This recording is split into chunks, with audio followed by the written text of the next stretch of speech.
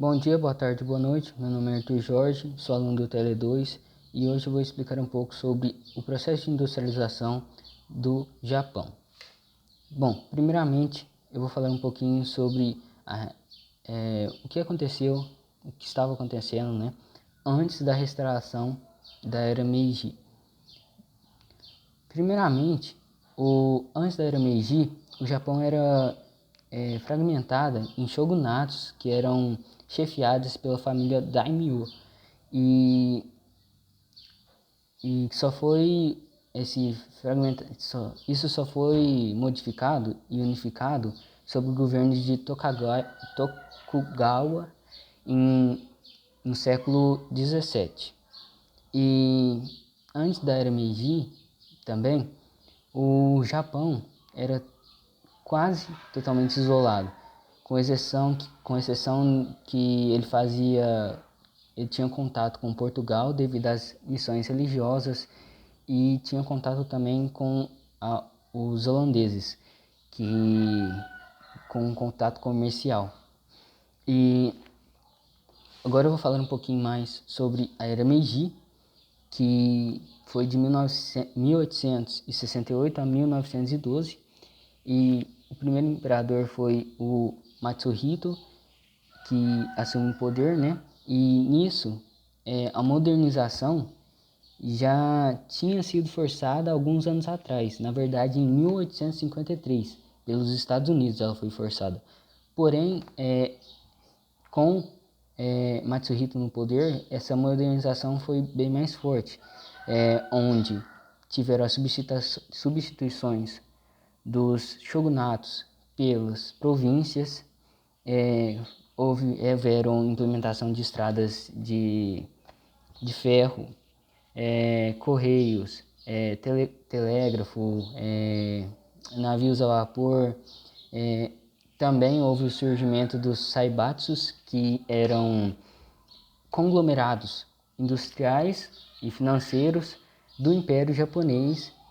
E além disso, o Estado do Japão o Estado japonês começou a participar mais economicamente falando. E agora eu vou falar um pouquinho sobre a expansão territorial do Japão. Visto que o Japão tinha poucas matérias-primas em seu território e tinha um mercado consumidor muito grande, ele procurou colonizar alguns países, tomar posse de terra que eram de outros países. E os principais alvos do Japão foi a Coreia, a Rússia e a China. Bom, isso claramente gerou guerras. Um exemplo disso é a guerra contra a Rússia de 1900 a 1914, no qual eles acabaram anexando, o Japão acabou anexando seus territórios, as ilhas de Sakhalinas, as Kurilas e a Península da Coreia.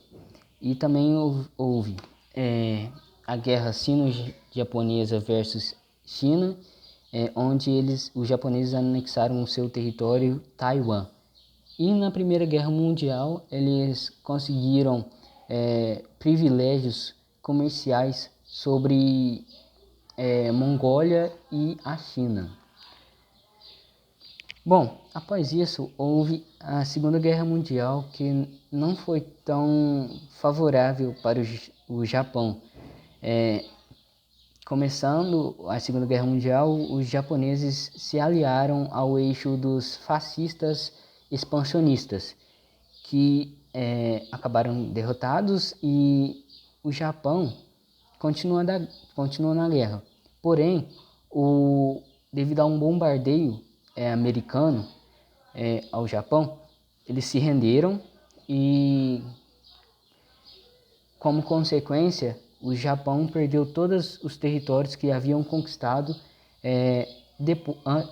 depois da Era Meiji. E com isso, no pós-guerra, os americanos, como é que eu posso falar? eles tomaram conta, ocuparam o Japão, dominando assim politicamente falando, e entre 1947 e 1951. E nesse tempo eles foram ajudando financeiramente o Japão a se reconstruir. Porém, eles destruíram o Zaibatsu, que era o conglomerado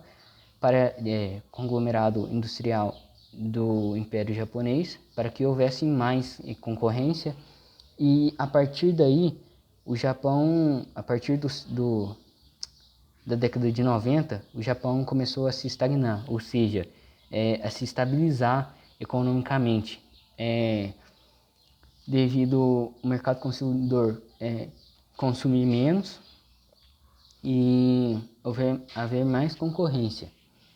Agora eu vou falar um pouquinho sobre questão geográfica do Japão. O Japão, em questão geográfica, é muito desfavorecido por vários motivos, e entre eles eu vou falar alguns, que são o relevo de lá é muito montanhoso, sendo que eles só podem construir casas e ter agricultura nas costas, que são os lugares mais propícios para eles fazerem isso. E o Japão também fica localizado entre várias placas tectônicas, o que faz com que tenham muitos terremotos, tsunamis, abalos sísmicos, que é um dos motivos de não... Esses dois fatores são motivos dos outros países não serem atraídos pelo Japão na época antes da era Meiji, que por isso que o Japão não foi um país colonizado, mesmo sendo atrasado em relação aos outros países. Bom, é isso que eu queria falar. Muito obrigado pela atenção.